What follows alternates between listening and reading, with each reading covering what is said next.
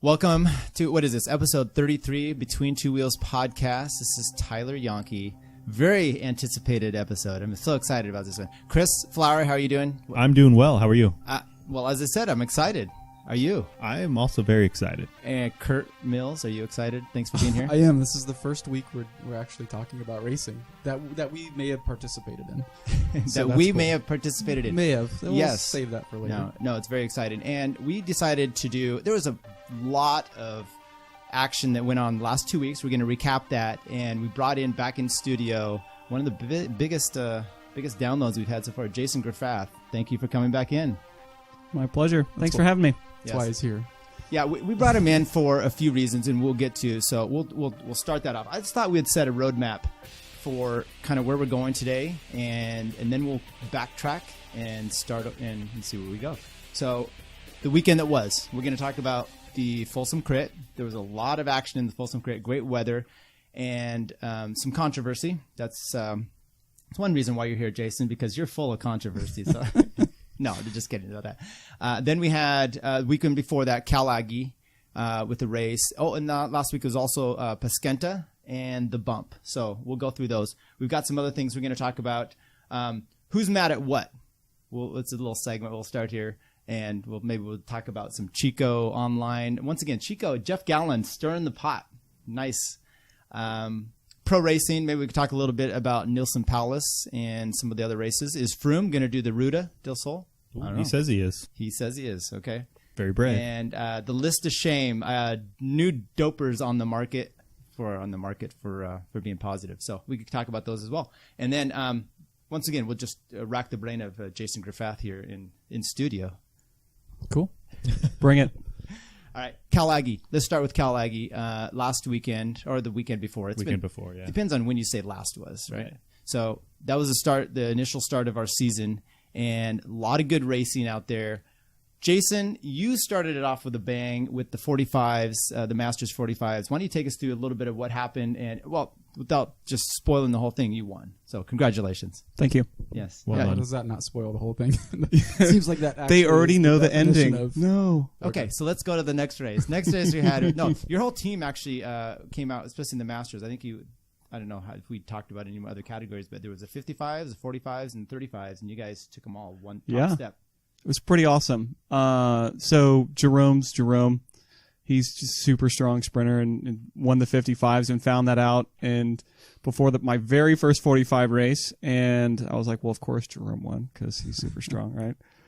He would be a big letdown if he didn't win, right? So, and then we lined up for the 45s, and I think for everyone, first race of the season, but it was super clean, good weather. I think for several years now, Cal Aggie has had really good weather, like the kind where some people don't have warmers and other people, maybe they just arm warmers, but it's always just it's a great venue and it's pretty chill. The racing was super clean, and we had, I think there was maybe 5 or 6 break attempts in the first half of the race. And about halfway through, Scott Fonseca and I got off the front, and that was that. We got like 3 seconds a lap, and there you go. The rest is history. When did that break start? Was it fairly early on, halfway through? When did it? When it created? Yeah, it was like it was. We got clear about halfway through. There were a lot of break attempts, and it was the kind where you'd get up the road, and I'd try and make it easy for people. So you get up the road, and then you wait for the bridge. And when the bridge comes, you understand they're probably blown from making the bridge, and so you give them a little bit of time, and then you look back and say, okay, your turn, and they're like, what do you mean? And then we just reshuffle the deck and do it again. So Scott was super motivated the whole time in the race. You could tell that he wanted to be off the front, and he and I have been in many breaks over the years together, and so it wasn't unfamiliar territory. Was that how'd you win that in a sprint? Did you guys break away? I mean, from the two of you, or is there any little cat and mouse? Yeah, I in actually the last didn't see couple it, laps. so I was curious. Scott made a deal early on, and I think because I was really lucky that I had Jerome in the field, so I know Jerome's, if he's not going to win it, he'll be on the podium in a sprint. So especially in that field. so if we get pulled back, or if I start playing games with Scott, or try and ride him off my wheel or something like that, which I totally would if I thought that, he was going to go for the win. I think he thought that his chances were good up the road for second place, locked in. It worked really well together. It wasn't like he was sitting on my wheel the whole time. I mean, it was, we're trading poles, and like I said, 3 seconds a lap. We worked really well together.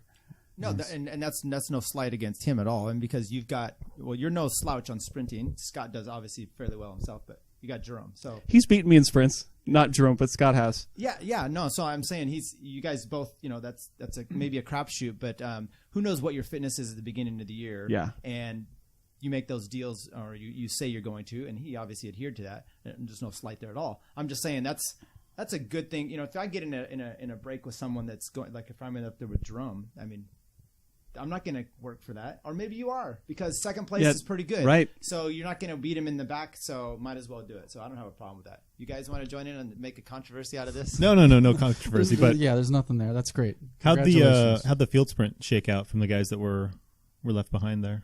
Jerome won the field sprint. Oh, did he? Okay. Yeah. So I mean, that was awesome. Like, fell out. we did. So Jerome won the 55s. We were 1 and 3 in the 45s, and then just some awesome teamwork. You guys were killing it in the 35s. I think between Thirsty Bear and Data Driven, it was those were the teams that were driving the race. They were making the race the whole time. And then fortunately for us, Claudio was able to stay away. Went halfway through the 35 race, and just destroyed himself. I don't know. You can see the pictures online, but Homer was digging deep. Yeah, until the very end. You just spoiled our next one. We're going to talk about the data-driven. No, who won the 35 race? Was Claudio mentioned in the Griffath episode of the Thirsty Bear preview? We came away from he was that. The dark horse. We didn't. I don't know that we got to all your people, and I don't think he got mentioned. And I saw him at Cal Aggie, and that's the first thing that went through my mind was like, oh, Claudio. It could have been some motivation. Yeah. Yeah, he got slighted. So I didn't tell you guys on purpose. See, well, no, he's in my hip pocket. It's not like I didn't see him. He's not. No offense, he's not Travis Lee. He doesn't get to hide that much. So, and obviously he was out there. So let's go to the 35s. First of all, I think the 35s. Sean Bagley has done a good service for the Masters in the last few weeks of being not only in the mix but giving some great footage. So he gave some great footage of the controversy stuff Saturday for Folsom, but. Also, Cal Aggie, he did some great footage for my ass. I'm sure. First thing I said to Curt, how long did you admire this film? I watched it several times. No, it was good for our team. It was really good because it was able to show the last few laps of what our plan was coming down to a sprint. Novikov. No, we did not get our team riled up enough to bring back Claudio, and some of that was he can't stay out there for 6 laps. And then the other it was a pretty fast-paced race. Either way, I mean, he was moving. And then the other was just a general lack of fitness and strength. Yeah, right. In golf, we call that loft. It's lack of fucking talent. So there's some of that too. So sorry about the cursing. Some more on that race. So we ended up winning the field sprint with Joe, though, put up a big fight for that as well. But go check out Begley's his camera work there on that. It's pretty good. Yeah, Bagley was caught kind the enough. last 3 laps or something like that. He was in the mix of the field sprint, so really good coverage. Yeah. And he stayed in perfect position for that final sprint, too. Which he did. It was great. Really nice of him. It's a long drive to do that, but it's appreciated. Shaky camera work, but I don't think that's his fault. No, so our plan there was, take it around that last corner, and then I was going to jump out of the chicane and take John with me. And, there was some bumping there. And John did a smart thing of anticipating that Joe was going to be the guy and to go. And be on my wheel, and that's exactly what happened. We kind of cleared a little gap, and John was. I was really proud of our guys. But you guys, so you took 1-3, and 5. Yeah, good job for you as well. That's going to help with the bat points or the bar points or whatever. Both, really. And then we ended up doing the P1-2s. You did not, or I don't know. They extended all the way down to Cat 5 with those P1, 2, 3, 4, 5. Yeah, it was anybody who wanted to participate. Yeah, if you got a license, you're in the race. It was a fixie. Yeah, that one. You want to talk about that one? You were out there and active in there.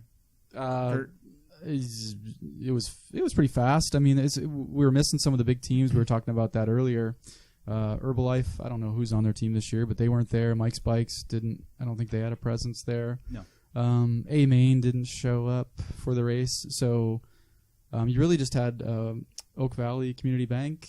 I think that was really the biggest team that was present. So it was a fast, smooth race. A group got away. What was that 20 minutes in, 30 minutes in? Yeah, around there, about halfway through. Felt a little surgy before they got away. There was definitely an animated race. Yeah. But good race. Where'd it go? Where did it go? Yeah, where'd the break go? I couldn't even tell you. It was sections, and then I think the last part to get up there was chat, kind of along the side over on I was going to say the golf course, but after the start finish, I think that's where he had jumped. That's where the bridges happen. Yeah. That was a pretty impressive bridge, too. I will say that. Yeah. Chat looked like it was not difficult. So they had Josh and Chat in the front group, and I think Turin, is that how you pronounce that? Turin Bikes? Tarun, sorry. They had, I think, 2 up there as well. Correct. I think they're a restaurant, but yes. Yeah. Oh. Okay. I don't know. Okay. But they had 2 up in the move. They did. So it was 2 and 2, and then there was someone else, right? Was it Cooper or? Yeah. Cooper was up there, and Davis had a guy up there as well. Yeah. Oh yeah, Bouchek. That's right. Yeah. So it's pretty much the strongest guys in the field were in the break. Right. Yeah, and then what ended up happening, it appeared that Matt was doing a lot of work for Josh, and Josh wasn't able to hold on or something. They ended up back 2 of the whole 6 breakaway, which kind of a disappointment, I guess I would say, for them. Yeah, well, Tufts was in here, and he said they weren't necessarily looking to win the first race. So, well done. Mission accomplished. Yeah, I guess. I don't know. I think to the credit of Tarun as well, the guy who ended up winning, was it Justin Thompson? Yeah. He kind of took it upon himself to make a really hard effort with, I think, 3 laps to go and solo away from the break and take the win individually. So it's strong legs early in the year, most definitely. What do you know? Do you know anything about him? I don't know much. Like I mentioned earlier before the show, he was up at the Cascade Classic in the 2s and did really well. I think he got a top 5, maybe a podium spot in the GC. So that's a tough race and a good result. So he's definitely a guy to watch. So I want to just step back to what happened when the break was gone then, and kind of what our involvement was, which was, hey, sprint finish. We were sitting around. But I mean, what we saw, which was Oak Valley then taking the reins, and they were going to lead out for the field sprint. And, Matt was in here again, and I actually commend him for this, that they're going to take some new approaches. And I saw this actually with A-Main several years ago. They were just starting to come together as a team, and they would take the front, and maybe too soon, and it didn't work out. But, they've actually were able to, I've seen in the last few years, Anthony, Freddie's been getting some top placings, and I think their team has really been able to help him with that. So these are a lot of young guys, and they didn't quite get the sprint worked out correct. Matt jumped kind of where I had in the Masters, and I jumped on his wheel and had no legs, and so everyone came around. But good for them. I mean, yeah, I don't mind at all that the failure, because hey, spoiler alert, they came good in Folsom. So right, for sure. Yeah, no. And like Matt said, they're going to try some things, and that was the goal early in the season. Yeah. So, what about some of the other races? We were able to see some of the Cameron Hawk of Oak Valley Community Bank actually won was it the 3s race or the 2s, 2-3? I think it was the Elite 3. Elite 3. So he ended up upgrading. I think he has got his points for that. Right. Our friend Yatwa, he did an amazing double in the same race. I think he won it and got 13th. Well, yeah, that's the officials. Oh, is that an official problem? That may have been an official problem. Jason, have you ever done that? Have you ever got 2 placings in the same race? The only time is when they double up the results. When you're like 1-1, 2-2, 3-3, 4-4, etc. But they don't double up the points or the. But I'm not that strong. No. Any other results that you guys saw that were interesting? Scott Kingston with 3rd in that 3s race, which was surprising, I would say. Yeah, we had our guys. It was veteran savvy. Like he knew he got on that break, he got up there just in time, and then he probably admitted himself. Like of that group that was left, I think there was 5 or 6. I didn't have my money on Scott, but good for him. The guy pulled off a podium when it didn't look like that was possible. Yeah, and our teammate Stefan was there, and he pulled off the last place in the break, I think. He did a good job working for the break to make sure they stayed away there at the end. We're working on his tremendous skills. lead out. Anyway, so But it was a good race. I mean, it was great weather. The course, it's not my favorite course, but it was relatively clean race. I think all the races I was in were crash free, so it was a good day for racing, and it was a good one to kick the season off with. Yeah, I didn't see. There were nothing in your race, right? Or the 55s, the 35s. Yeah, I didn't remember seeing any races or any crashes anywhere. I know that before the chicane is a lot of times it gets dicey, and that's where crashes will occur. And then going into the S turn, sometimes there's like jitters, early season stuff. So that's usually where I'm looking out to make sure that it's all clear.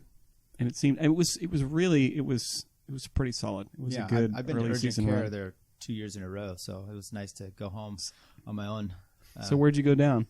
Which times? The first time it was when you come around the start finish and the big loop, and then you start heading out. It was where it kind of zigzags. The road goes one way and the angle goes the other. Crash there, and then the next year was right before the last turn. A bunch of Mark Pro guys went head over heels, and I just went into the back of them. So you guys have gone down there too. Our friend Eric Brickler busted up a bike. I mean, our whole team came out once and was on the ground. So Yeah, we had some. Actually, Eric broke his elbow that year. So yeah, we've had some trouble there before. It's the first race of the year. That's kind of expected. A lot of guys skip it for that very reason. But by and large, yeah, everybody got out there safe, so that was good. let's see what we can have here. Some big winners from Cal Aggie. Curt, what do you have any? I picked Thirsty Bear. I mean, nailing all the Masters categories. That's huge. So yeah, Thirsty Bear was my big winner for Cal Aggie. Well, heads up, Nate. You can take the awards home with you. Yeah. Jason. I'll have the number one Jolly Rancher in my back pocket. And you get the shirt I'm wearing right now. No, thank you. Oh, it says Bend on it. Chris, what do you have? I had Jason individually for coming out and winning his Seriously? first go in the 45s and the first race of the season. Pandering. That's impressive. We want him back on the show as much as possible. So. Okay. Interesting.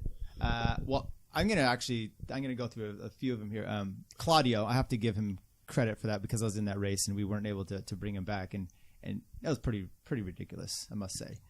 It was actually a little windy in that race during that time too, so kudos to him. Turan, the vaunted restaurant in San Francisco that I've just now learned about. Palo Alto, but go on. Okay. I think it's Tarun. Tarun.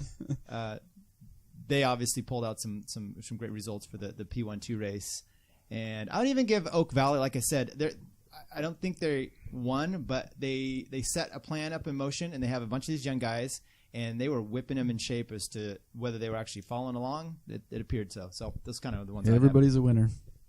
Oh, and you know what? DDA. I'm gonna say yes. I'm gonna say yes. Can we give you some credit for the great lead out you gave John in that finish? Of course, that was impressive. How about those UC Davis Aggies for hosting? Huh? Yeah, I love their podium. They're on my biggest losers list. Big Rick. What about your Jason? Do you have any winners for the race besides yourself? Obviously. No, I think you guys covered it. Yeah, it was pretty. It's always a great race, but it's not more serious than it needs to be, Get him another right? drink. Yeah, we covered it when we gave him both the big winner Right. awards. Yeah, my He's work like, here is "No, done. that's- I'm just that's going to drop the pretty mic much it." right now. Yeah. That's all right. The Okay, next- so we also have the big losers of the weekend Ooh. of that one. So, Curt, who do you have for that? I had Oak Valley Community Bank for missing the podium or missing the legit 3-man podium in that race when they really should have probably made it there with Well, they're who they two had in that break. sprinters. Yeah. Yeah, but I mean I'm not disparaging them at No, all. no, but no, hey, no. you know, I don't think they would. you're the big losers this week. 2 weeks ago. Anything else on the losers list for you on that? Nope, that was it. Okay, Chris. I hate putting it under the umbrella of losers, but it was disappointing to see that the women's P123 field only had 7 participants. It'd be great to see more coming out and racing. It's difficult to see that quantity show up to race. It'd be nice to see more. Yeah, No, it's I agree. tough on the women who show up to race, and then you got 7 in a field. That's a weird dynamic to race against. Doesn't matter who's out Yeah, there. no, So. very tough. I would say is I agreed on Oak Valley for mucking it up. That's not so great. I would also say the organizers for their. I don't know what was going on with the results, but just posting up your number on results on the results sheets that day. What's up with that? Put our names up. Is that so hard to do? Okay. Blank stares from everybody. Isn't that what it was like in the old days? It's always Yeah, and that's I don't know. I didn't know what my number was because I was doing like multiple races. that was always the confusing thing in the old days. Yeah, you had to go figure out what your number was. Things have changed. Does anybody have? They're not progressive. They're so Velo Promo.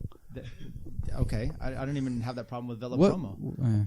Okay. Is it not legit? Is that No, that's fine. I was just trying to figure out what result you weren't able to figure out for yourself. That was. I actually didn't even look, Okay. but Chris told me they were only only numbers, and I'm like, I just feel like you're looking for something to complain about here. oh, totally, Okay. totally, yeah.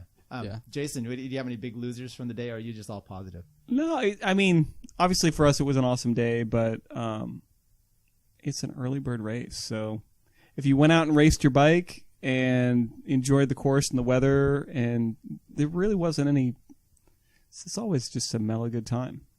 Biggest losers. There's are the time to guys- get serious later. guys who didn't show up and race their bikes. Yes. Basically. Yes, the non-participants lost out at Calaggy. Yeah, I think there was another big event that day that probably took a lot of the attendance. There was a grasshopper event in the greater Santa Rosa area. So it's kind of a... I saw our buddy Casey out there watching races. I'm gonna talk to him. Did he race? No, Oh. that's what I'm saying. And And just to clarify, It's a Casey, river I'm ride. not calling Casey a loser. it's dangerously only to you. okay. Oh boy. Okay. Casey So will take your shirt. Yeah. yeah, Casey, come Put give me it a call. over I'll here. give you my shirt. Prize. We're handing out prizes for Biggest Losers. We're not actually No, physically. he'll put it over your head. Getting a shirt's kind of a big hockey deal. like he would right. do that. So that's Yeah. what I meant. I'm sorry. What was that, Jason? Getting a shirt is kind of a big deal. I think so. When I'm not going to digress down that story. Folsom. So we had Folsom once again. Even better weather. You know, you had mentioned about arm warmers and such. I only wore arm warmers for the Calaggy. No knee warmers, and that was not even necessary last weekend. I mean, a few days ago, 70 degrees or so. It was hot. Hot. I was worried about my one water bottle during the race. So good showing, and I don't know which race you want to start off with. Earlier in the day, they had multiple mix. Is this something new now? I don't remember seeing like 2-3 events, but they've been 2 or 3-4s. They're doing a lot of combo and extra. It's the red kite format. It seemed like they sort of adopted for the Sierra Nevada race this year, right? Folsom race. I've seen the 2-3 format. Yeah, but they had I'm like not the sure. 3-4. I'm not sure about the 3-4, but Oh, well, I think that's what red kite does. yeah. It was new to me. So, and our buddy, our teammate Jason Scott, he won. Was it Jeff Oh, Scott. Jeff. Jesus. Good friend of Who's ours. your teammate? What's his name? We had a Jason Smith, and then there's I don't know. Just those 2 J names. That's just too much. Lift that out. No, we'll keep it in. He'll Jeff appreciate Scott, it. he won the 3-4. Is that correct? Yes. You gotta confirm So that? it was a combo 3-4, 35 plus 3-4 field. Oh. So I think collectively it was over 100 people in the race. Someone said 102. Yeah. I mean, it was a big field. That is that's an impressive win. In fact, I was giving him a little bit of stuff online because he posted the ride. Well, he posted the Strava ride, and it was just like afternoon ride. But like you just beat 100 plus people. Like at least throw something in the title that denotes a success of some sort. But Yeah. he's just a humble dude. In fact, Chris saw it, and you said when he came across the line, he didn't really. Oh, he had clean wheels. He had a couple bike lengths, and there was no post up. It was just like Big deal. afternoon ride. Yeah. What are you There's gonna still do? time to Jeff. learn that. Right. Yeah, but that's, Practice your poster in the mirror. but it is cool to see someone fairly new in the sport winning, which he has done. He's going to be a 2. I mean, he's going to be a 2 very quickly. Yeah, So just he's been being a little- rolling. not too cocky about it. And Josh Young was second place. Is that correct in that one?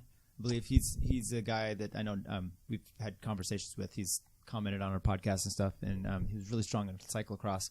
He was on the podium with us as well. Yeah, I think he got second or third Yeah. in the 3-4. Yeah. And maybe it was third. And then there was the other guy we saw, Josh Wood, that had won the river ride. Is he like a 5? Is that right? Did I see that he won the 5s? I guess I could look at the results, but it's got more fun to second. just speculate. He got second. I believe it was a Cat 4-5 race, and it was also pretty well attended. I think it was 75 people, give or take. I believe he got second, and Jonah, a regular on the Wednesday night ride, won the race. Okay. Good for you. Thanks for the recap there. Yeah, and Jonah too. Congratulations to him as well. No. But Chris, great job. Once again, Sean Bagley this time posted the 45s and the 35s on. You could check his video out. So I saw the end of the race, the 45s from the sideline. Did you do the 45s, Jason? Yep. And I was in that how'd they race. go for you? Why don't you give us a breakdown of kind of what you ended up doing in the race, how it was? It looked pretty fast, at least at the end. And I'll just say this. We look at team rosters and pictures online, and there's always Rio Strada, who has this massive group of participants.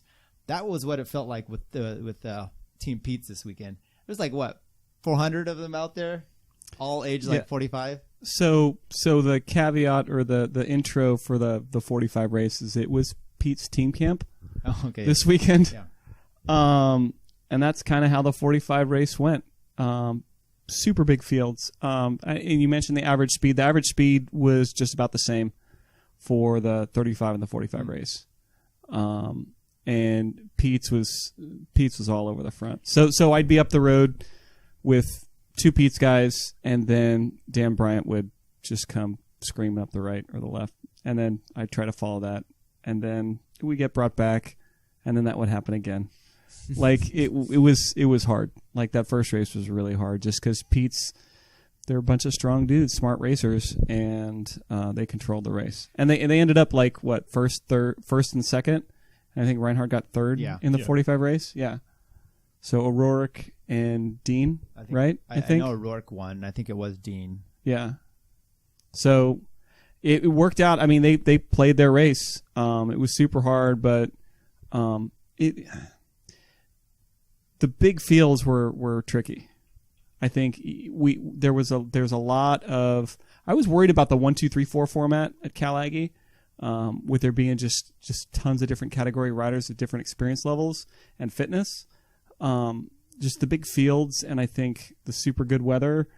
There's people that are super fit and people that are super not, and people that don't exactly have their crit skills totally sharpened. Yeah. I mean, the field sizes were like May crit season sizes, where you've got this huge field and you can't just get to the front.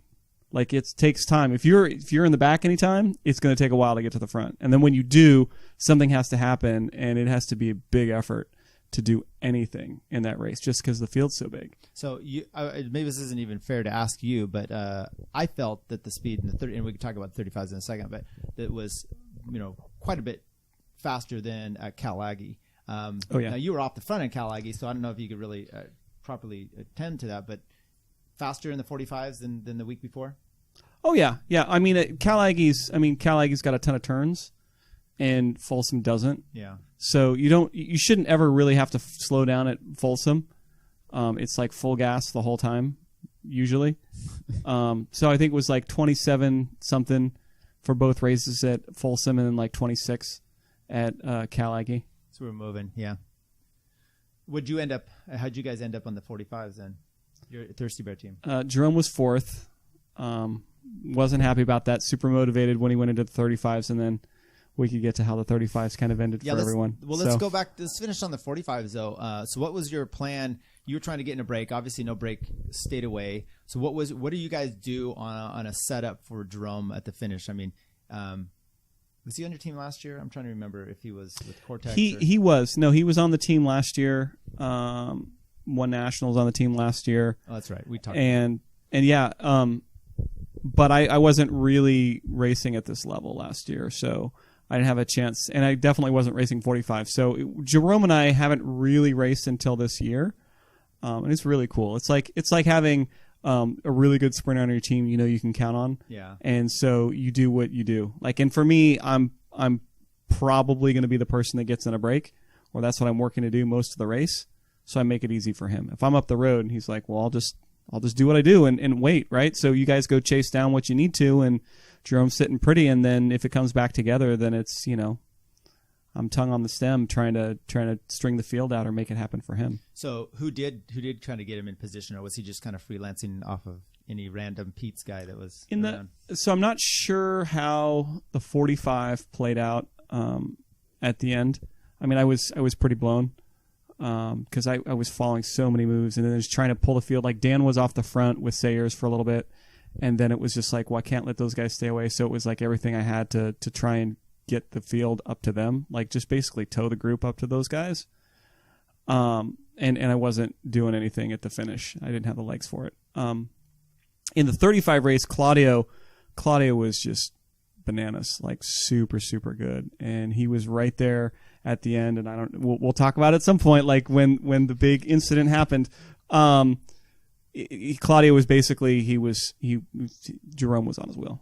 Yeah. And it was, just the perfect kind of shepherd up the field, exactly what he needed as far as clean wheels to get where he needed to be.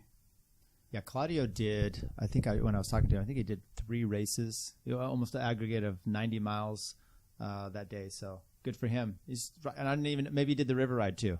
That's what he did. Coffee Republic, maybe. Coffee Republic. Yeah. Let's get in. You want to get into the 35s? The 35s was the meat of the tough race. 35s was a tough race. I felt that it was, like we just said, much tougher than the week before. Now, we'll just say right away, our goal was nothing. We wanted to be represented. We have a sprinter, Jason Smith, and they got the name right this time. Well done. He's still learning his craft, but he's got an amazing amount of power. So if we can, and he's had some races where he starts sprinting from like 20 and ends up second or third. He's won some races too, so we're trying to get him to take the lead on a sprint, and that was our whole idea, or get in a break. Right. So we were very active. It put pressure on me because I'm trying to lead him out of trying to get in breaks as well. But I think we covered our goal relatively well. I mean, obviously we didn't get to see how the race ended, but we were active and relatively well represented in all the moves. We were aggressive. We chased. We initiated, and I think we did a good job representing ourselves. Yeah. No, Curt, what do you? We were really good. This is where we get to talk about us. We were really good. No, I mean, I don't know. I'm on the winners and losers. We were just chasing Pete's and Thirsty Bear. I mean, yeah, it was, all we were doing is chasing. That's all. I mean, we weren't dictating anything. We're just chasing the whole race. Well, there was some times I was.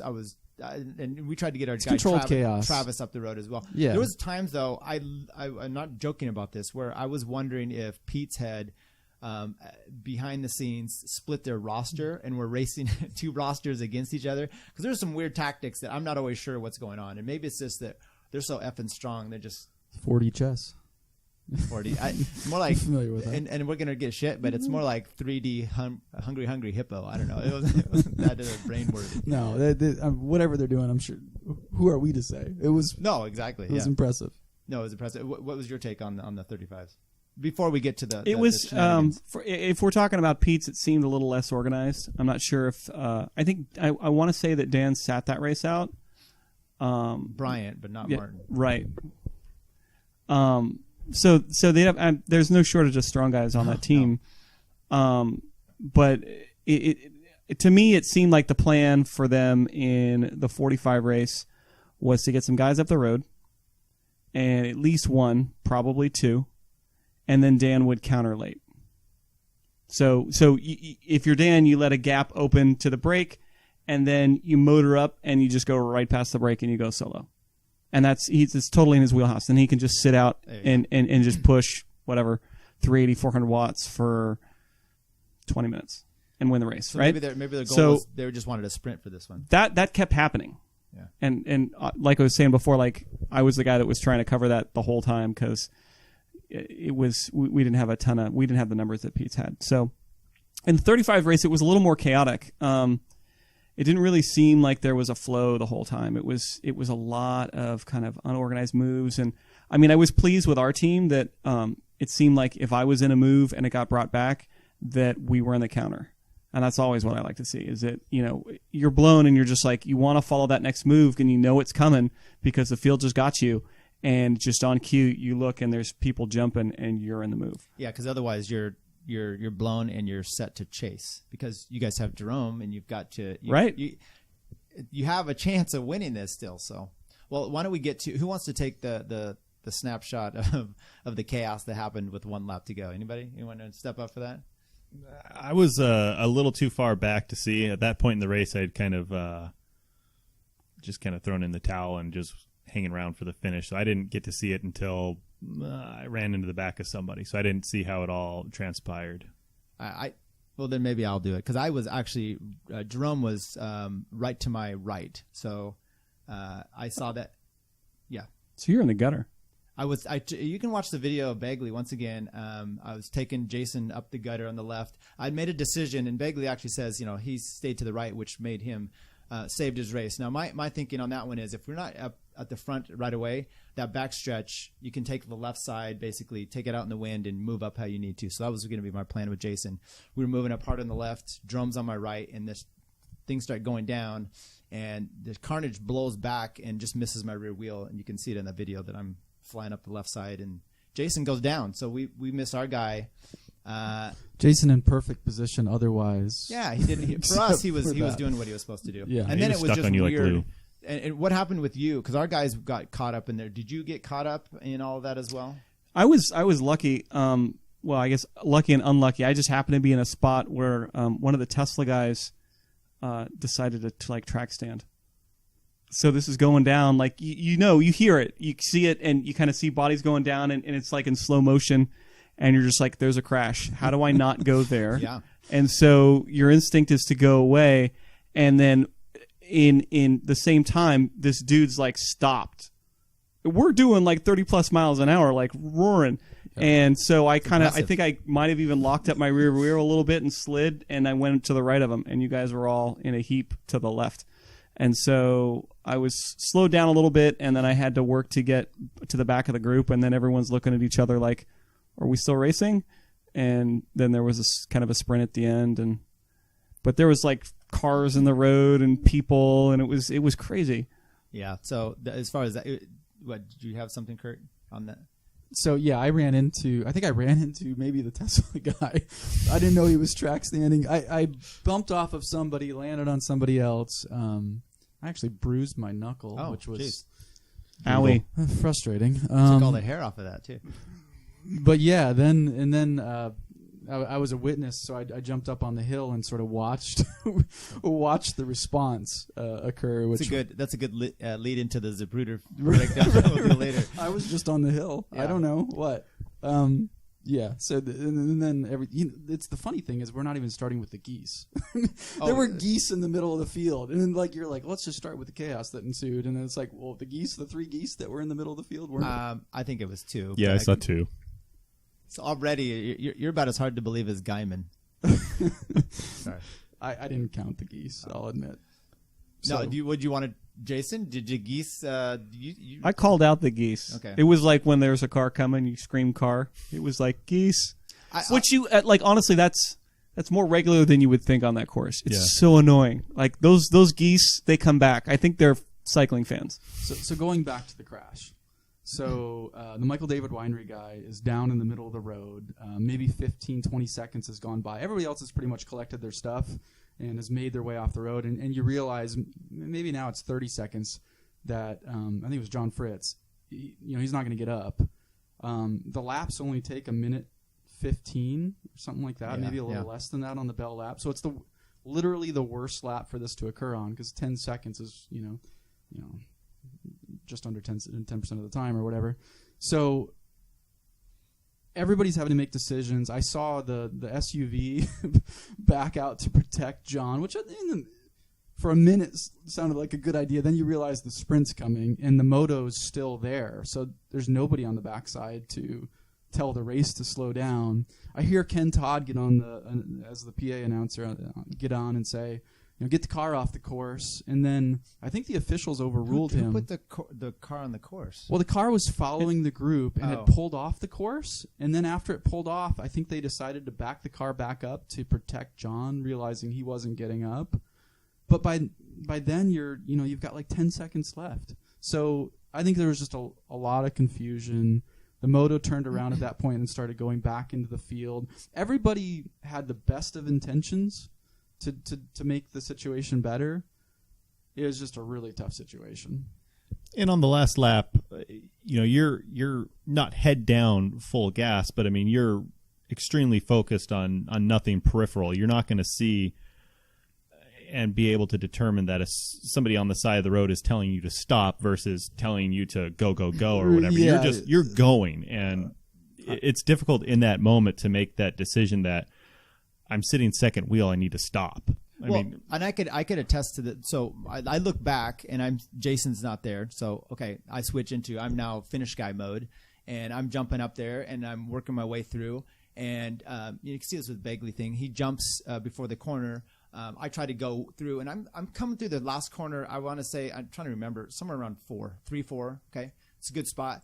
Full on sprint. I mean, usually when I've had these situations before, and it's someone's down in the official on that corner is waving you. Right. They're waving. Nope, nothing happening.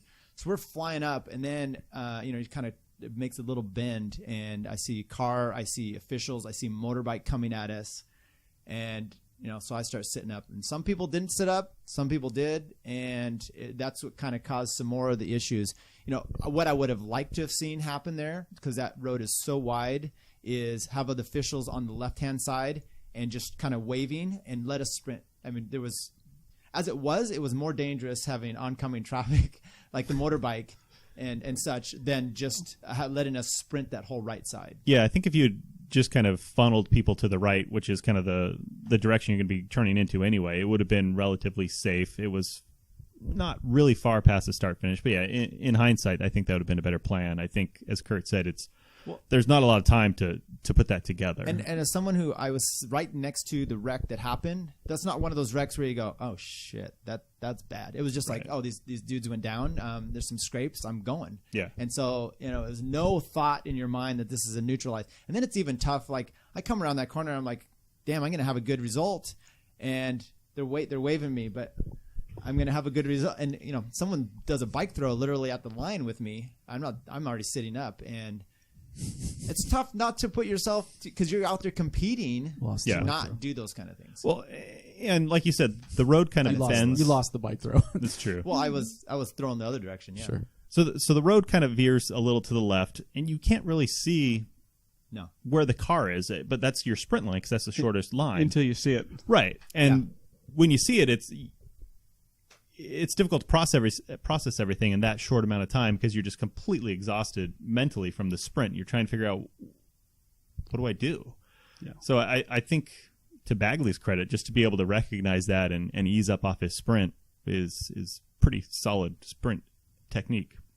I mean, he's bummer he lost the race, but we all lost. We were all losers that day. That's true. But and so for those who are just hearing about this on the podcast, the end of the result was they DNP'd the whole entire race. So now they say over the loudspeaker, hey, top few people come over here. We're going to have a conversation about what we're going to do. And so I go over there. Jason's over there, and there's Ken Todd, the announcer, and the officials are then commenting about, here's some options of what we had to do. And I'll just lay them out right away what they said.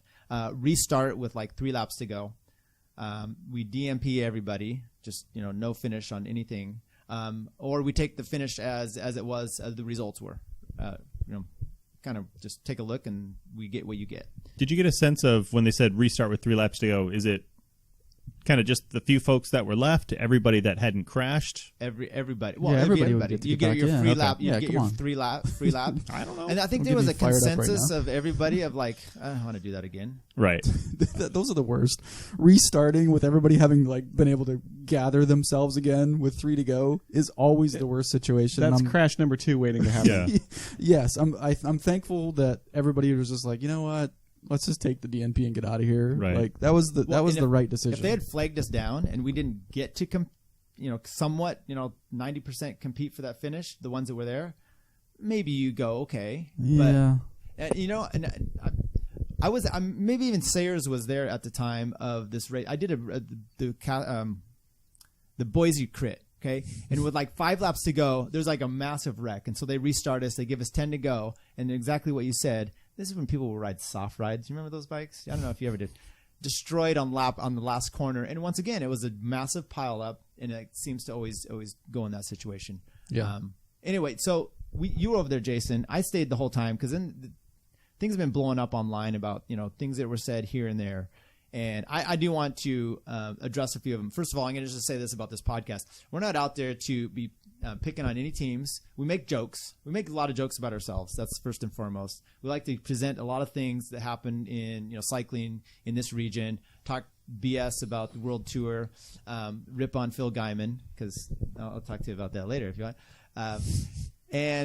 But we're not really out there calling out people, but there's some things that maybe we want to go over. So, Jason, you're over there at the finish, and what was your take on kind of this scenario and the thing that happened as it was happening with the officials? Yeah, so I had a kind of an armchair seat to all this, so I was not in the sprint, and I think just the general sense after that crash, for the guys that were just ahead of it, you didn't see how big it was. I saw how big it was. I saw the pile up, and the whole left-hand side of the road was like people on the ground or bikes or stopped or whatever. It was just, I knew it was big. And you might have had a sense if you were off the front and you heard it. You know what a big crash sounds like, and you know what one person going down sounds like. And I want to say something about that. That's really interesting. That's good to hear. Actually, I'm not good, but I mean, I had just said all the guys up front, in our sprint. That's kind of, I think our feeling was, oh, this wreck happened. Some guys went down. And the ones that saw it didn't see that great, but it was a big field, and from the back, it was obviously a lot of carnage. Sorry, I didn't mean to interrupt, but that does make a big difference. So it seemed like the maybe 20 or so that were you included up the road kind of eased up a little bit maybe after that turn. I mean, it's a last lap of a crit that's you can rip around that course 30 miles an hour if everyone's going for it at least. And it wasn't that type of full gas. It was that kind of like, well, what do we do now kind of thing. And so kind of played out a little bit and then accelerated. And I was still trying to make my way back up to the group. And then, I think the guys that were in the mix went for it as you would, like any sprint. It's the end of a race. If you're in position, you go. Right. So it's a bummer. It's a huge bummer that there was a potential result for everyone. And because of a crappy circumstance, you're just like, nope, sorry, do over next week or the next race that you do.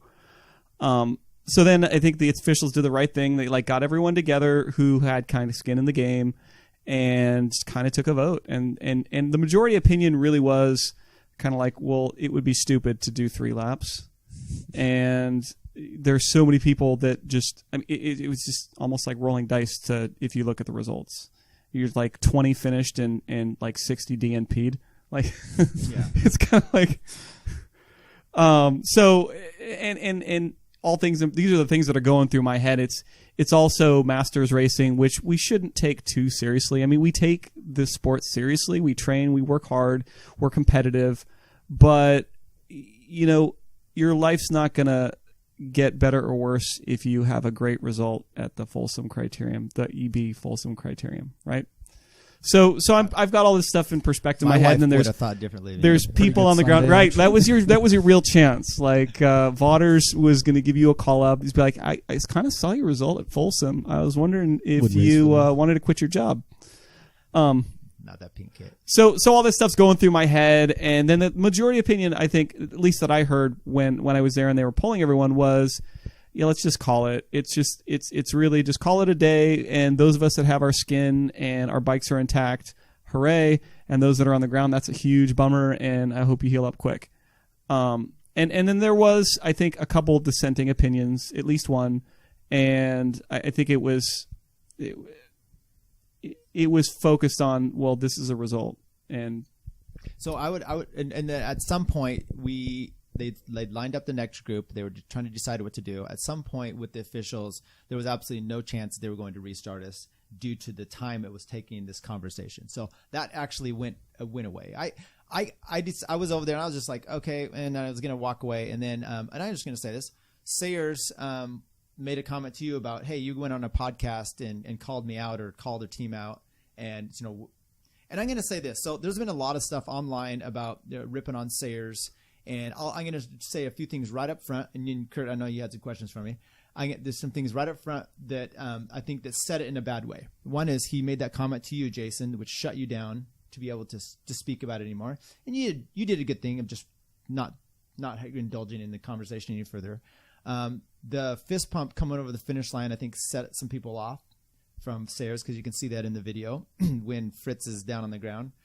However, the rest of the conversation that I stayed around there and I talked to Mike with, I didn't really have a problem with. there was he even had said Begley, by the way, was classy too, because he sat up, had a win, and did a great move, and then sat up and then got passed at the end. And there was even there's some fine points from Sayers. Sayers actually is like, let's take the result from the corner. If everyone knows what they were at, let's take the result there.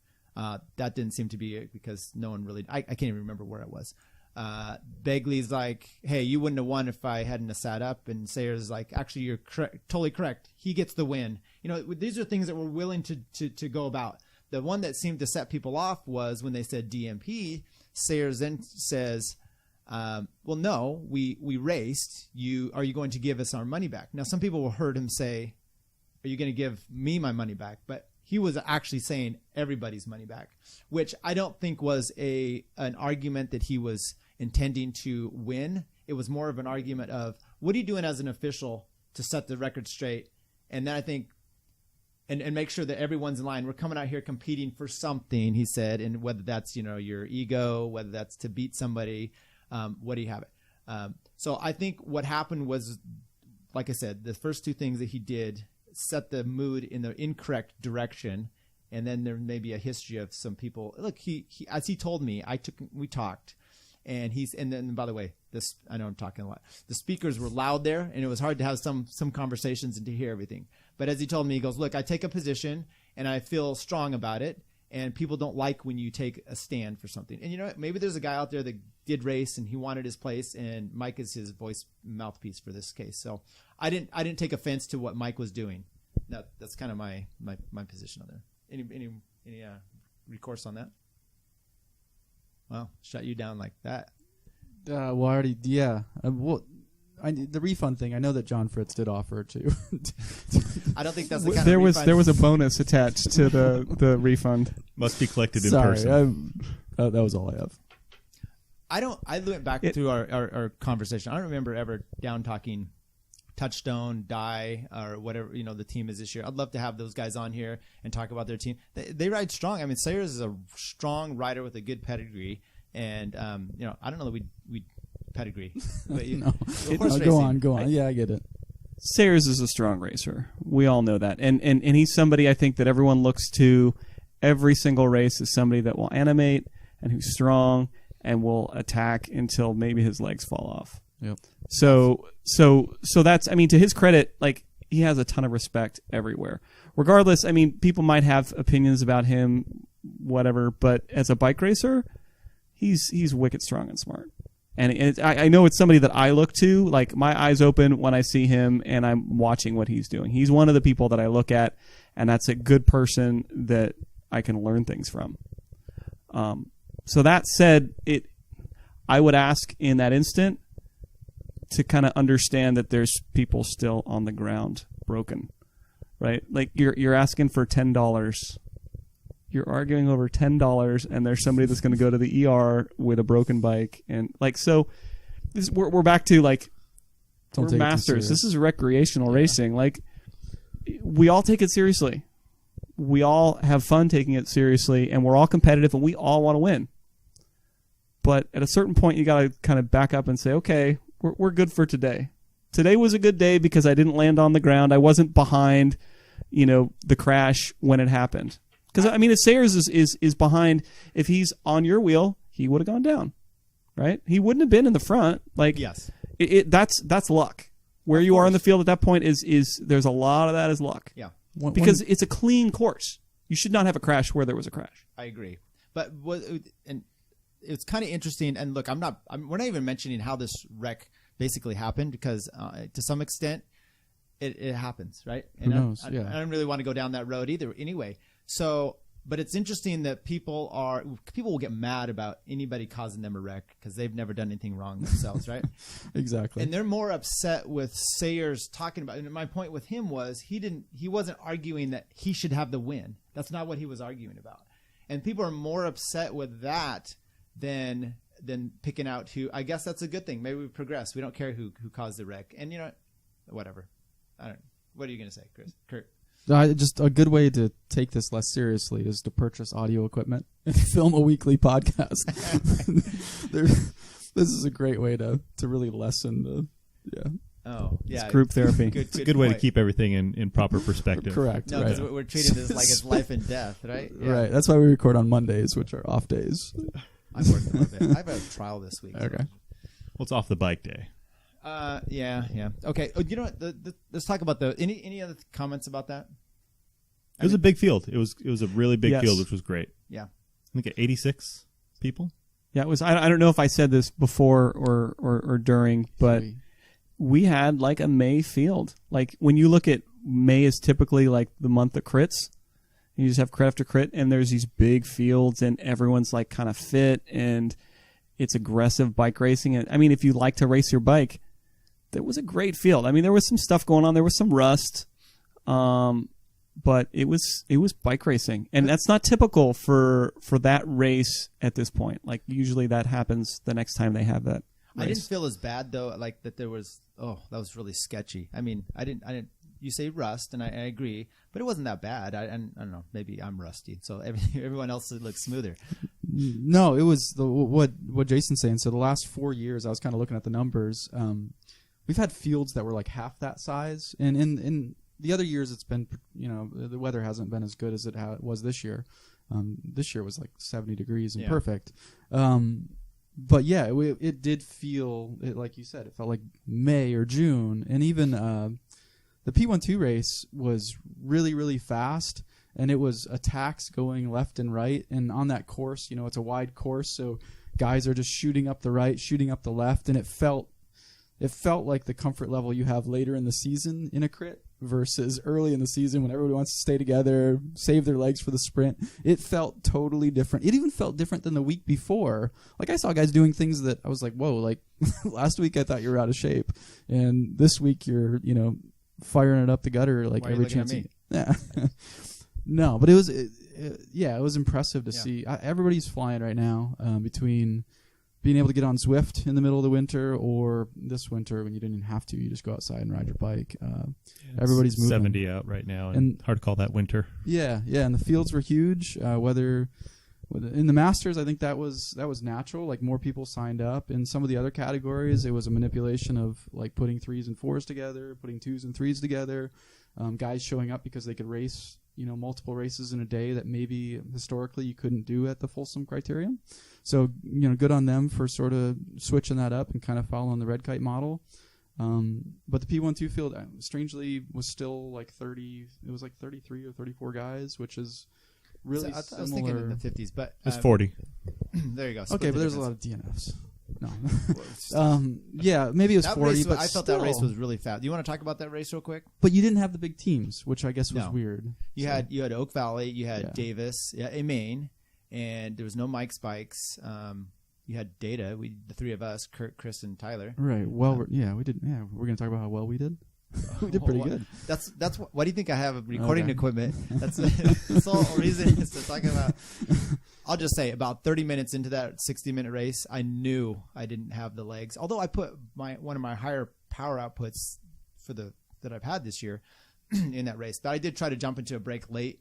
I got across to it thinking I don't have a sprint, so I made it, and then we got gobbled up. So whatever. Oh well. It was a fast race, and it was just incredibly active. And same thing, around halfway through, I took a flyer to chase down. I think it was Grunman going after a preem, and it was immediate regret on my part. Where it was like, okay, I just need to go slot back into the back and just wait for 2 laps to go and try and make something happen. But it was a fun race. It was fast. It was good to see A-Main out there with their new guys and represent their kit well. So, go ahead. Oak Valley Community Bank.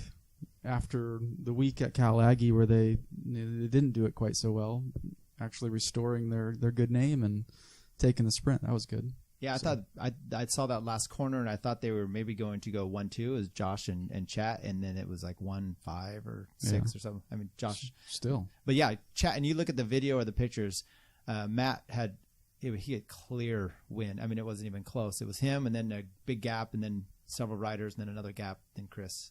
It was Jeff Scott-esque Matt's win. Yeah. I mean, it was good. It was very good. Was Freddie second? Yeah. Yeah, Freddie won last year, so he was trying to defend his title. So that was cool. That was a good race. How about some winners and losers of the? How about let's start with the big winners?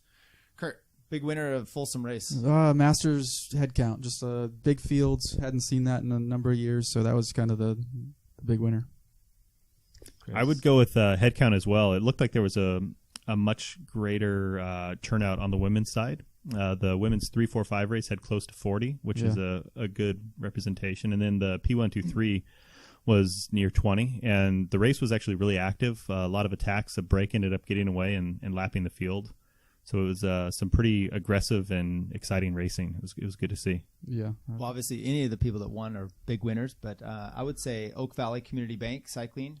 Team Davis, they won the 2-3 race. And I think got second and third in the P1-2. John Franz and I don't remember that. Third and fourth, yeah. Scott Cohen was the guy who won the 2-3. Okay. Yeah, so that was obviously a strong showing. Also, the women's field, they got like a fans participation preem. They got over $100, like it was like $120 for this with a group of girls off the front. And the P1-2 only had like 52, I think. And Grunman, of course, took all the preems. I think he got that one as well. Or was that you, Curt? I know you were off the front. Oh, yeah. You missed that by a lap. You got to wait till they ring the bell. I don't go off the front often, but I got off the front on that one, and then they rang the bell, and I was immediately angry with Ken Todd for that. But yeah, well. So not cool. No, it's not, because you know you're not going. I mean, look, I knew I wasn't going anywhere, but it just shortens that duration. For those 30 seconds, though, Tyler and I we took a full-on break. It was great. We appreciated it. I didn't. I was pedaling. We got a guy up the road. Exactly. Yeah. Right. I'm sure you did. Cool. Jason, do you have any winners for the Folsom Crit weekend? No. I think you guys covered it. The numbers, I'm just still blown away by the numbers. Fields that large and strong. Yeah. For that early in the season. I don't know. We'll see how things are going in like April and May and June and burnout. But maybe, or maybe it just. I look back several years ago when you could pretty much count on the fields that size. It was just, that's the way it was when you entered a bike race. And the last several years, you show up to even the smaller races and there's like 10 people in a 1-2-3 field or something. And it's, I don't know, you're racing your bike, but it's not as fun if there's this small field. So hopefully we have good fields this year, good size fields. Yeah, totally. I've actually got a buddy who was racing the threes at the end of last year, middle to the end of last year, trying to get points, and he literally couldn't get enough guys in his field to get points. Yeah, to get points, and that's just so frustrating. You feel like you're riding well. So, anyways, hopefully all the fields look similar to what they did this last weekend throughout the year. That'd be great. Losers, Chris. I mean, the obvious one is 83 or 86 of us that got a nice DNP for the 35 plus 1-2-3 race. Yeah, and that's I mean, bummer circumstances, but it is what it is. So yeah, it's actually not what you had written down. You just stole mine. That was it's my about biggest time. Loser. You got the first cut at winners and Who's losers. the Now second biggest I agree loser? with Tyler. Chris is the biggest loser. Yeah. Second biggest loser, Sean Begley, right? Drove all that way, had the win in the bag.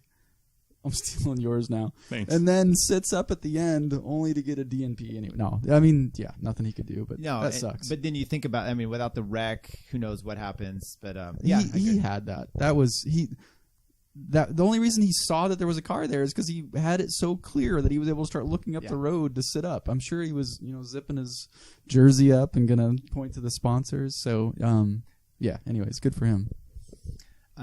Jason, do you have any big losers for the big losers? The people who didn't come out. It's a good one. Yeah, good. You want to name names? No, actually. Okay. Well, no, I don't. But you know who you are. I hope you're home thinking about that. Look in the mirror. How about you, Tyler? So back to the women's preem. Yeah.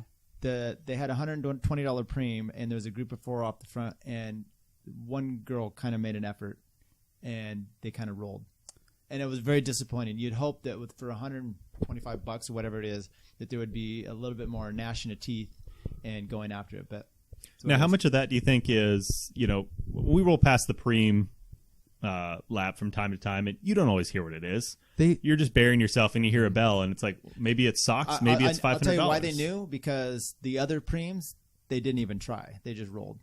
So Okay. at least this one, someone was sprinting. I actually donated to this one because they were announcing it like 2 or 3 laps before, so you had a chance to collect your cash and add it to the pool. So I donated a crisp Abraham Lincoln to this, and I was excited to support women's cycling, and then immediately disappointed with how little effort was given to win 120. I mean, that's a lot of money in a bike race. The winner did not get $125. No. Did they split it? I don't think so. I don't think they did. I won't tell you why I know that, but I don't think that they did. I think the winner took it home. And if somebody knows differently, they can correct me on that. But I believe the winner took the money. I guess the positive from that is that the crowd was putting in money for this. I do have another loser though, was the fact that you look at the races, we're talking about big fields, and I saw someone was talking about that online, and might have been Vince G or someone had mentioned, he goes, what about the juniors? And what's the junior size? When the junior size is up, then I'll be excited. And then someone else responded, there's no junior events in that race. There were no junior events in that race. Well, Junior won the 4.5 though. Well, that's fine, but and I will say I did not see, in their credit though, I didn't see any of the juniors complaining online about not having their race represented at the Folsom Crit. Although I didn't go to Snapchat. There That's you go. usually where they're all at. Yeah. There you go. And we could segue that to the Chico 45 field getting canceled if you want. No. Anything else for that one? Things that make you go, I think the juniors is a very heady. They had them at Cal Aggie, but they did not have them at Folsom, and it could be that the field sizes that it's impossible. I mean, you're not gonna. It doesn't make sense to do a race if there's like 3 people out there. Yeah, because they will combine those. There's 20 different junior categories all racing at the same time. Split race together. I don't know what you do. That's a talk for a different day. But when I look around this year, it seems like there's fewer junior teams. Like the teams that are focused on junior racing and bringing strong riders up through the ranks. It seems like they've maybe gone away. Yeah. Hopefully not entirely, but you've got Swift, right? Right. Team Swift, and then you used to have Limitless. I'm not sure if they're doing anything this year, and then Specialized Juniors. I don't know if there's anyone there right now, or so. Yeah, it seems there's kind of a shortage. You've got these other clubs, like sometimes, like I know City had some juniors on their team, and so there was a vibe there, and some people that were some juniors that were racing, but it seems like maybe there's a lot of masters and maybe not a lot of juniors, which doesn't say a lot for the future of the sport. It's kind of a little scary. No, it is, and hey, you can't force them to stay juniors once they go past. So your team could only last for so long if you don't get a new influx. That's trying to be a joke, but it didn't work out. Speaking of the juniors, though, Pesquenta, I know it's just a road ride or race ride or something like that, but junior won it, so maybe there's our future right there. Bless you, Creighton Gruber. Yeah, he's a local kid, right? I think he's from Chico. Yeah, but he comes down this way every now and local. again and jumps into the Coffee Republic ride and usually rides really well. And from the video that I saw on Facebook, I think it was posted by a family member, it looked like he must have taken a flyer or something with a couple kilometers to go, because he had won with a sizable gap. I mean, 10, 20, 30 seconds. So with the crew that he was with in the reduced field, that's quite an effort. So it's an impressive win, because I know it's always a hotly contested. Yeah, and I'm sure with race, that weather, there air was quotes. probably a lot of people out there.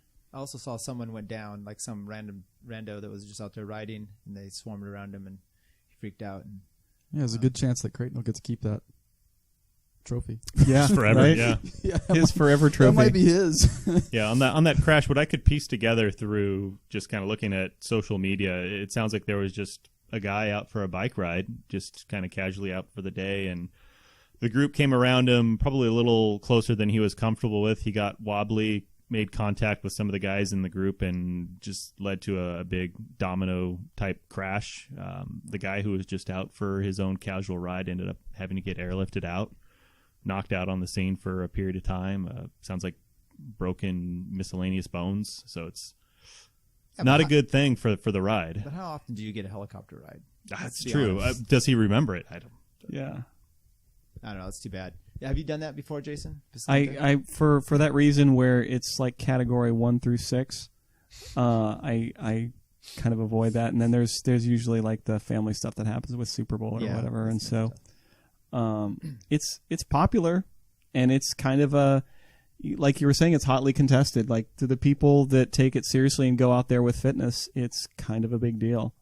And I'm sure it's an electric vibe, and it's super cool. But yeah, I don't trust, people that aren't really comfortable in groups when you have no idea. Right. And add in the fact that you're out in the flats, there's going to be wind, you're going to be echeloned across the road. It's going to happen. Yes. You add that kind of unsanctioned element. You don't have any controls over the road, and it's just, I'm sure it's a great event. I've never done it myself either. It's just time constraints don't fit my schedule, unfortunately. But yeah, it just seems like, hopefully there's something that could be learned from it, and a little additional safety taken into account for it. So they had the bump race. I don't know. We didn't go. We had our guy Travis that was out there. He got 6th.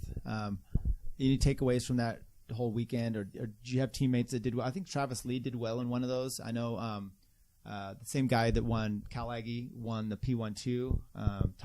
Justin Thompson. Jason Saltzman was out there and got 2nd. Bushak, strong 3rd. So and then Chris Coble. He's going to be our nemesis, I think. He and his whole team, or him. He got 5th in the P12 race, and I think he got something similar, 3rd or so. He got second in the 35s. Yeah. 35. So it's going to be some damage. Did any of your teammates do the bump?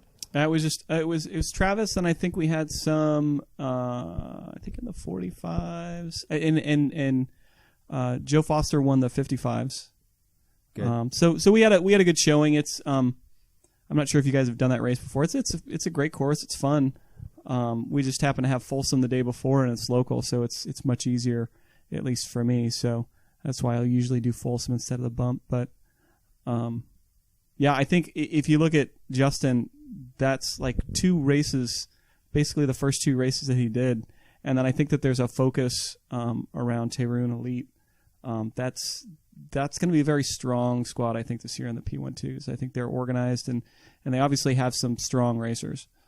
Yeah, it'll be interesting how much they pull Grunman up to do some grunt work for him, because he can obviously do that and snipe a bunch of those preems like he was doing there Saturday. So, yeah, you've got Grumman, and then I know Chris Evans. I think he'll have a higher focus. Chris Evans, who was on our team last year, will have more of a focus on the elites. And Matt Michael, yeah, he finishes well, and I think he got 5th in the crit. Yeah, he always finishes well, and he could cross over into the Masters, I believe, as well. So, dangerous. Curt, you had something here you wanted to bring up, which was who's mad at what? Oh, everybody's mad at Jeffrey Galland, I think, for eliminating the 45-plus fields at Chico. Chris Phipps made a great video. One of your teammates, right? Yep. Of a tired meme on the subject, but his was really good. I think it's for the best. I think obviously Jeff's running a hell of. Say what it is for people who are not. So they're eliminating the 45-plus fields at Chico Stage Race. Okay. Yeah, so I think it's for the best. I think a lot of people are excited about it. I think a lot of people will register because of it. A few people might, be disappointed that it won't be a chance for them to snag some points, but I think it's cool. And then some of the stuff online got pretty hysterical with people complaining. That's all. Everybody's mad. Yeah, Jeff started out with the TT Mercs, which we discussed, and then he went on to this, which is just getting lambasted. Firing everybody up every week. He's good at marketing, that's for sure. If only he had caused the wreck at Folsom, it would have been the trifecta. Yeah, Bing. Yeah, I think it's a good move. Like Curt said, it'd be better to have one field with 85, 90 guys than to have 2 fields with 40. It makes for, I think, better racing. You've got teams like Thirsty Bear where you're kind of split between 35 and 45. Now you can actually race as a collective team. Because I think in the past, a lot of your guys are 45 plus, but they were already racing down to the 35 field. So now you get to actually race cohesively as a team. Did they eliminate? They eliminated any 45 category altogether. So I think there were only 2 of them. So it was 45, 1, 2, 3. So now it's basically 35 plus 1, 2, 3. And then there was a 45, 4, 5. or 3.4, one of those two, and that got eliminated. It was a 45.45, which So they have a 35.45 though. 3.4 3.4 is what they have now. right. So I'm not really seeing it. You know, we talked about this before. The 45s are no joke. I mean, if you're going to this race going, oh, I want to do the 45s. The 45.45s. The 45 1 2 3. Sorry, Right. there's so many effing numbers. Right. But the 45.45s are kind of a joke. Wow, you heard it here first. Well, it is. Like, you have an opportunity to do race wise. Yeah. Yeah, you could do, like, say you upgrade on 45.45 points, and then you're racing in the 45 1 2 3. What is the, like, Jason? What's going to happen there? So I'll caveat this with, I started racing bikes when I was 35. So I had split between the elites and a lot of masters races. Right. I see your point with the 45s being just another masters category, and the masters are. I think I like racing masters because it's safer. Like, we all understand that we're going to work on Monday, and so I think, in fairness, you're like, the 45s is not much different than the 35s if you're talking about 4 or 5 field. But right? Yeah, but so it's a derivative of something that's like, why do you need it? I would ask, why do you need that field? So, and if you're that 45-year-old guy that's in the Cat 4 field, and that's your A race, and you have an opportunity to do the 35.34 as an alternative, that's still a pretty darn good alternative. Like, yeah. Well, and my point to the whole thing was, I don't know that you're going to get easier. I mean, like, my A race is the 45s. Are you saying that you're just maybe racing fewer guys? I guess that's your reason, because I don't think the 45s are slower than the 35s, so it's not like you're. I think traditionally you'd had the 35, the strong 45 racers would usually race down to the 35s, and that the 45s were absolutely a competitive group, like super strong, but the people whose name is like Dan or Chris, they're strong. Me, I know. They're strong. They're racing down, right? They could race in the 45s, but they race down, either with their team or because they like that field more or whatever. So I could see where the 45 1 2 3s felt like something was taken away. They felt like they had a strategy and a formula to do well at that race, and now all of a sudden it's a whole different formula. Yeah, I got that and too. It's harder. I mean, for me, I'd be in the 35s, and now I have a lot more people to worry about with the combined field. So if I looked at it from my individual perspective, yeah, no, I get it. Your race just got harder, but it's more people. Like, that's more fun. That's bike racing. Like, who wants to go out to a field of 15 people? And it's fine, but it's not big time bike racing. No, it's not. And what's even more is, it's not worth your time to go online and make such a stink about it. Complaining about it. I guess that's my thing. Like, I don't know, is Jeff Gallen gonna? Is someone take the knife away? I mean, how close is he to pulling the trigger? Because I think we saw him a lot this of weekend. hate. I think he's doing pretty good. Yeah, I know. So I guess I just don't see the hate. So one quick thing, I'm not sure if it was widely broadcast, but there will be leaders jerseys and a podium for the 45s. Well, so they'll pick out the 45s out of the 35 group, and so they'll get some recognition.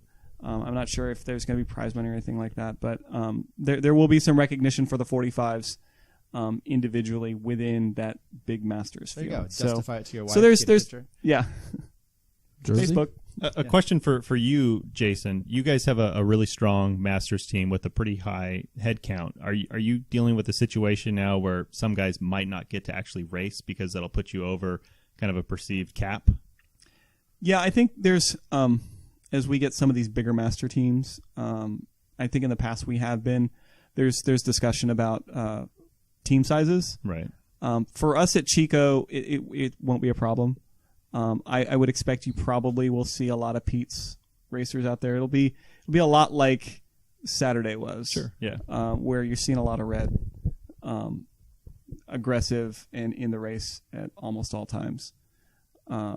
I don't have a problem with that. Zimny came up to me, before the race, and he's like, "Oh, people are going to complain about how many we have here," and I was just like, I mean, it's just It's bike It's what racing. it is. What do you, it's not. We're not Yeah. World Tour. We're not 9 riders, 8 riders. Who cares? So you guys make it tough. I love that. I mean, you think let's say Begley had won or Sayers, whoever did. They're even more excited about the fact that they just went against 20,000 different 20 Pete's riders. You know what I mean? So I'm not having a big problem with it. And like you said, it's just Masters racing. Yeah, there's nothing wrong with it. Hard races are good. Like this is what we should be asking for. We shouldn't be looking for a cherry-picked field of guys from my zip code who are in my age bracket. You can look down that to up. 3. Though. No, I know. That's what That's what you do to make yourself feel good. And That's you go KOM hunting on a way out in the middle. Nowhere. on Zwift. I juiced up my bike to KOM on Zwift. if I just gained 10 pounds, I'd have that game. Right. All right, that's about all I have for this week. You guys have anything? You want to Oh, clear man. the air on anything else, Jason? Oh, you're going to talk about dope? There's some doper stories going on. Some interesting ones. No, Jason. We're deep into the podcast on this one. Tell you what we'll do. There was a bunch of Colombians that are in racing. Is that what you're talking about? The Is that the one you're Colombians? talking about? And amateur stuff. And I think we hit those guys on our last one. Which one? Jennifer Shroom? no, that's like 3 or 4 weeks old. Oh, There's boy. so much. We need. There's so many storylines, but maybe next time. Yeah, we'll give it another discussion. Well, what were you going to say? You wanted to talk about it, so we'll give you some air here. That's fine. I'm not going to hate on anyone. Drugs are bad. Don't do them. Whoa, you got an Nancy active Reagan guy. just showed up. Don't do drugs. Just say I feel no. like the only reason Jason's here is to bring up somebody's name that we haven't heard yet. So, Jason, was who Oh, I were didn't you come gonna with a talk hidden about? doping agenda. Oh, and then I think Froome's gonna appeal or something, right? Well, he says It he's wasn't about the scheduled to kidney. race. Now it's about just he's playing the Contador route where just take some results away or some time or whatever. Yeah, he's saying he's going to race. What is it, Ruta del Sol? Yeah. In a week and a half. It'll be interesting to see if he actually shows up for that without any of this resolved by then. Yeah, then you last time you were here, I've had to listen to your podcast multiple times now. That's what you were talking about that, and you're like, we've been here, we've done this, and it is. And I don't like the dragging on about it because then it just complicates, next results, or they're saying Bardet's not going to show up because Froome's there, or maybe he's sick. I don't know. Oh, rats! But there is this weird scourge of that. Ton of was it in Colombia where it was like 12 of them all got nabbed at the same time? It Like was Costa Rica. they're all on the same bus. I don't know what's going on with that, but Costa Rica. Yeah. Why are you specific with all these country names and stuff? You could just say Southern Hemisphere. There you go. Although I guess Costa Rica is not in the Southern Hemisphere. Sorry, Brian Zimney. Yeah, seriously. Let's check that and edit before we We'll post it post. out. Okay. Anything else then, Jason? You got? No parting shots. Well, we appreciate you once again coming in and helping us break through this. Your team has been very impressive, and I don't think you're talking trash. So that's good. I'm going to talk some trash about. Setting the record straight with Jason. Yeah. Kraft. Yes. Yes. Yeah. I think that's the way it is. No, so congratulations. You guys are doing really well. Claudio is coming on fire. We'll see how he does in the middle of June. Maybe we could only hope that he's chuckered out by then. He's always strong. Valley of the Sun. That's He's like Mr. Bass. Yeah. Chris, anything else for you? I've got nothing. All right. Well, thank you once again for coming in, and Curt. That's it. Thank you, Tyler. Thank you everyone for listening. Hope we didn't offend too many people. Actually, I hope we offended a few. But other than that, take care. Thanks. Bye.